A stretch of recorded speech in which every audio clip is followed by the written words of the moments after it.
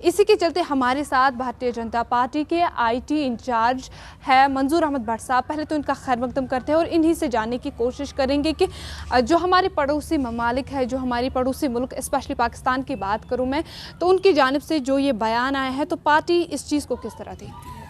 देखिए, आपको पता है, जैसे आपने कहा, कल जो एक बेहुदा और बेशरम वाला बयान पाकिस्तान के जो लीडर है बिलावल जरदारी भुट्टो, उनकी तरफ से आया हमारे चहीते वज़ीर आज़म नरेंद्र मोदी साहब के ख़िलाफ़, और जो कि बिल्कुल जिसको हमारे कार्यकर्ता कतई बर्दाश्त नहीं करेंगे।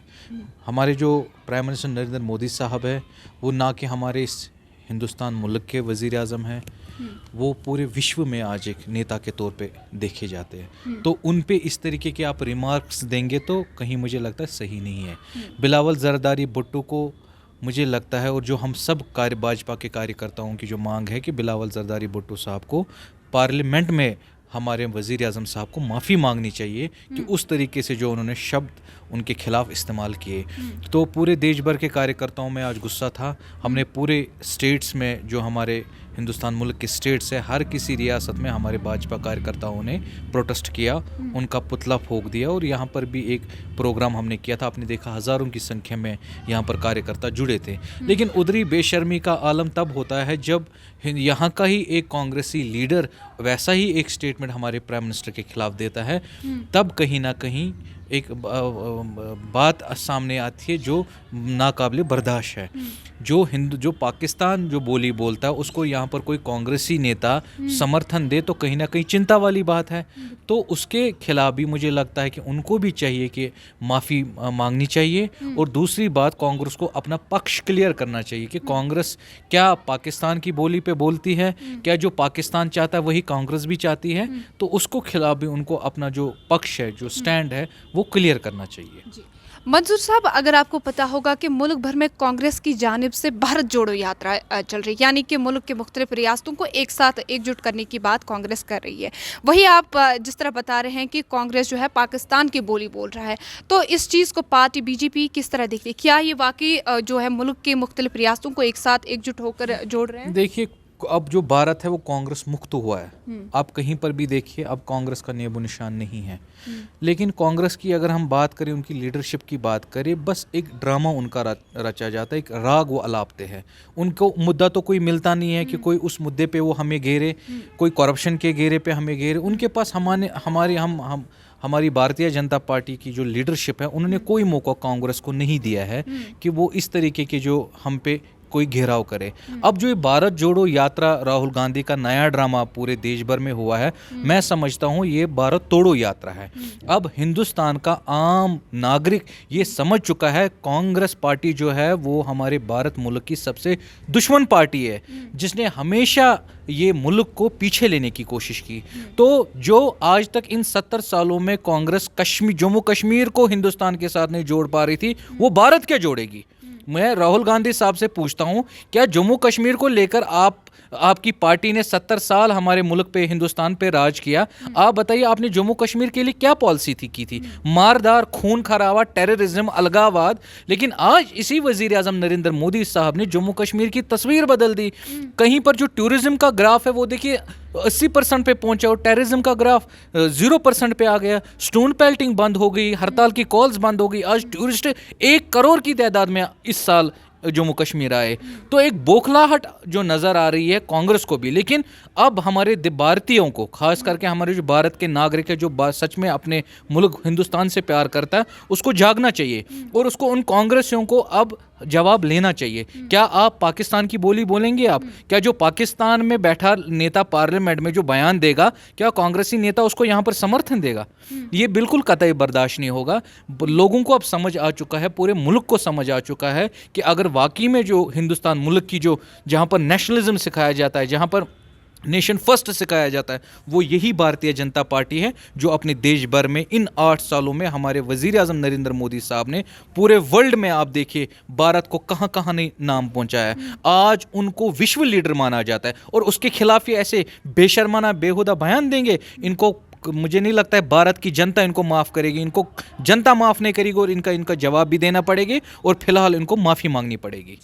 मंजूर साहब, एक आखिरी सवाल मैं आपसे जानना चाहूँगी कि अगर बात की जाए यहाँ की अवामी पार्टियाँ, जो नई नई पार्टियाँ बनी हैं, उनका ये मानना है कि जम्मू कश्मीर के नौजवानों को उनको किसी तरह का तहफ़्फ़ुज़ नहीं फराहम किया जाता है। जिस तरह आज हमने देखा कि कई सारी ऐसी सियासी जमातें जिन्होंने लाल चौक में प्रोटेस्ट किया, क्योंकि कल का वाक़ा आपको राजौरी का पता ही होगा, तो उनका ये है कि उनका मानना ये है कि भारतीय जनता पार्टी जो है मुल्क के नौजवानों को किसी तरह, स्पेशली जम्मू कश्मीर के नौजवानों को किसी तरह का कोई तहफ़्फ़ुज़ फराहम नहीं करती।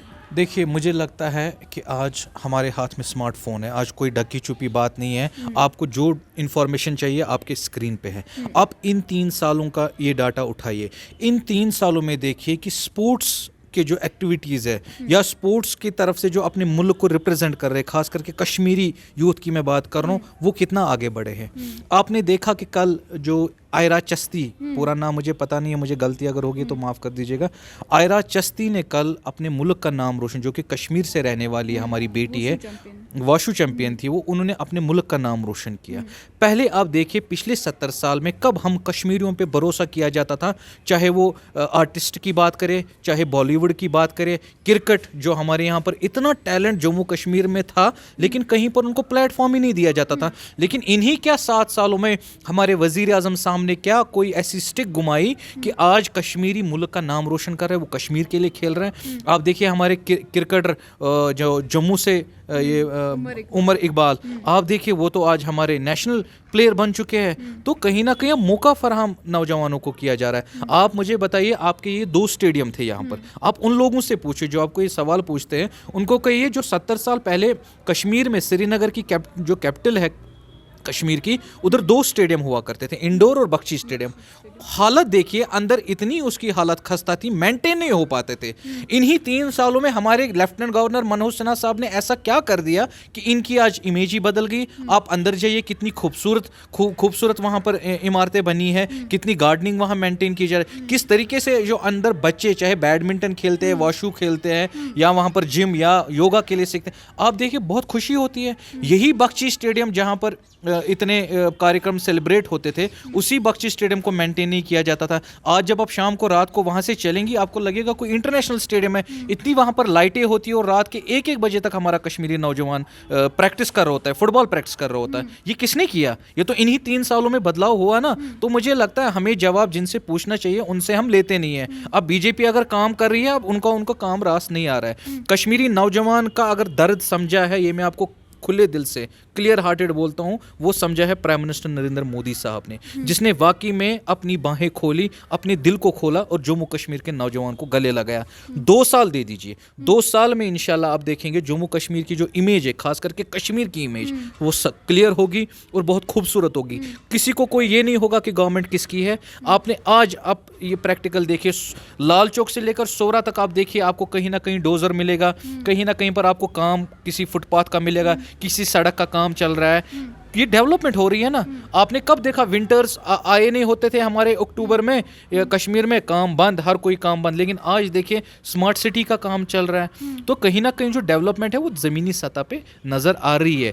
कोविड की वजह से डिले हो गया, उसमें कोई शक नहीं, दो राय है कि आपको पता है पूरी दुनिया रुकी थी कोविड की वजह से, लेकिन अब कोविड ख़त्म हो चुका है, डेवलपमेंटल काम शुरू हुए हैं। 2 सालों में इंशाल्लाह छवि बदलेगी और भारतीय जनता पार्टी जो अब सौगात देने जा रही है श्रीनगर को, अब मेट्रो हम यहाँ पर सोच रहे कि इंशाल्लाह मेट्रो यहाँ पर लॉन्च होनी चाहिए।